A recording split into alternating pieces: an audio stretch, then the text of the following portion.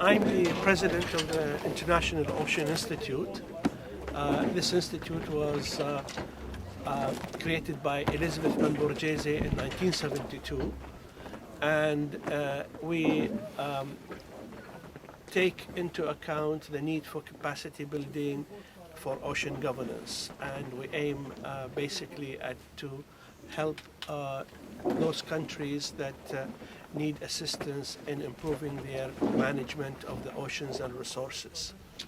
My involvement has been long with the oceans, and the fact is the state of the ocean is terrible. It is actually is opposite what our humanity is supposed to be about. This is the source of life and the source of sustaining our humanity. Yet we see our humanity destroying it. We see the state of the ocean with the state of pollution, the acidification that's going on, the resources that have been plundered of the ocean. We are turning this ocean into nothing but a sewer of the land. That's unacceptable.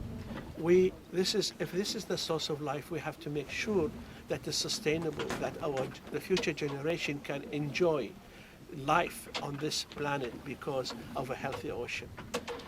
How this has happened because we have had bad management of the ocean, bad management at all levels, at national level, at international level. The instruments that we have to protect the ocean and the resources of the ocean have not been implemented. There is a big difference between having a law and making that law work for you.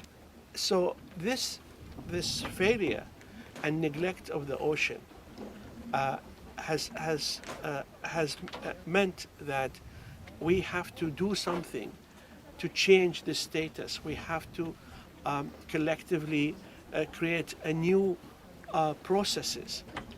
There's always opportunity for change. Our human behavior doesn't mean just because we behaved in the past like that we will continue. There are good signs. There are good signs that the voice of the ocean is being heard in international fora. NGOs are now aware of the importance also of this issue. We find also the link between the ocean and climate change. For the first time, we are making this link. If the ocean, if we temper the temperature of the ocean and the chemistry of the ocean and the currents of the ocean, the result is going to be this extreme weather. The result is going to be the cyclones and the floodings and the storm surges. That is exactly part of what the issue of climate change. Therefore, if we are going to address issues of climate change, we have to also address the issues of the health of the ocean. They are interlinked. They're not separate. This, I think, now has been realized.